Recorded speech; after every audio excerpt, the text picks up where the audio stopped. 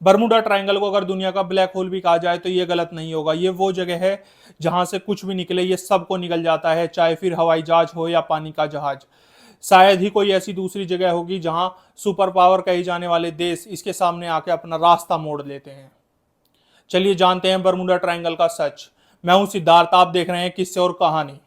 पहले जान लेते हैं बर्मुडा ट्रायंगल आखिर है क्या। अमेरिका में मियामी, बर्मुडा आइलैंड और पोर्टो रिको को जब तीन इमेजिनरी लाइनों से जोड़ा जाता है तो मौत का एक ट्रायंगल बनता है। इस ट्रायंगल के अंदर के हिस्से को बर्मुडा ट्रायंगल कहा जाता है। 9 जुलाई 1945 में जब दुनिया का सबसे ताकतवर देश अमेरिका नेवी का एक कमांडर थॉमस अपने 10 लोगों के क्रू के साथ उड़ रहा था, तो उसके साथ जो हुआ वो सुन के आने वाली पीढ़ी की रूह कांप गई। नाइट ट्रेनिंग के तौर पर ये फ्लाइट लेके चले थे, लेकिन 4 घंटे बाद अचानक कंट्रोल स्टेशन से संपर्क टूट गया। ना ही कोई एसओएस सिग्नल आया और ना ही उन 4 घंटों में थॉमस ने किसी तरह की दिक्कत की बात की। बस सिग्नल टूटा और फिर कुछ नहीं लौटा, न सिग्नल, न प्लेन, न उसका कोई मलबा और ना ही कोई इंसान। अमेरिका सरकार द्वारा फिर 10 दिनों तक एक रेस्क्यू ऑपरेशन चलाया गया, लेकिन खोज पे गए लोगों को एक सुई भी ना मिली। 5 महीने बाद यूएस टोरपीडो बॉम्बर के 5 विमान फिर से प्रैक्टिस के तौर पर उड़ते हैं, जिन्हें 3 से 4 घंटे तक में उल्टा जाना था। पर बर्मुडा ट्रायंगल में घुसने के बाद अचानक कुछ दिक्कत होने लगी। कमांडर ने उल्टे बेस पे जाने को कहा, पर इतने देर हो चुकी थी। रेस्क्यू मिशन में एक प्लेन को भेजा गया। प्लेन ऐसा कि उड़ने के साथ साथ वो पानी में तैर भी सकता था।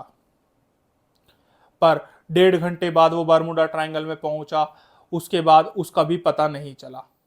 इन सब घटनाओं के बाद अगले 5 दिन में 100 से भी ज्यादा रेस्क्यू मिशन लॉन्च करे गए बर्मुडा ट्रायंगल के आसपास और अलग अलग रास्तों से, पर ना प्लेन का कोई मलबा मिला और ना ही क्रू में से किसी की लाश। कहते हैं बर्मुडा ट्रायंगल की मिस्ट्री इतनी पुरानी है कि जब क्रिस्टोफर कोलंबस ने अमेरिका की खोज की थी तो उन्हें भी इस रास्ते में कुछ अजीब चीजें दिखाई दी थी। कोलंबस ने एक आग के गोले को समुद्र में प्रवेश करते देखा था। अमेरिका ने लेकिन इस तरफ आने जाने से कोई रोक नहीं लगाई थी, क्योंकि सबको कहीं ये न लगने लगे कि अमेरिका डर गया है। धीरे धीरे आंकड़ा बढ़ता गया। 2020 तक 30 से ज्यादा हादसे हो चुके थे। ये घटनाएं सिर्फ हवाई जहाज तक सीमित नहीं थी, बल्कि पानी के बड़े बड़े जहाज इसमें समा गए और शिप कंट्रोल रूम में ऐसा बताते थे कि कोई उन्हें नीचे की तरफ खींच रहा है या उनके शिप पर हजारों टन वजन लटका दिया है, जिसकी वजह से वो नीचे धंसते जा रहे हैं। यहाँ पे डूबी हुई शिप कभी नहीं मिली, बिल्कुल उन हवाई जहाजों की तरह। बर्मुडा ट्रायंगल की रोंगटे खड़े करने वाली ये मिस्ट्री एक बार फिर से लोगों के जहनों में तरोताजा हो जाती थी। हर बार की तरह इस मिस्ट्री की तलाश करने के लिए साइंस स्टेशन में फिर से रेस शुरू हो जाती थी।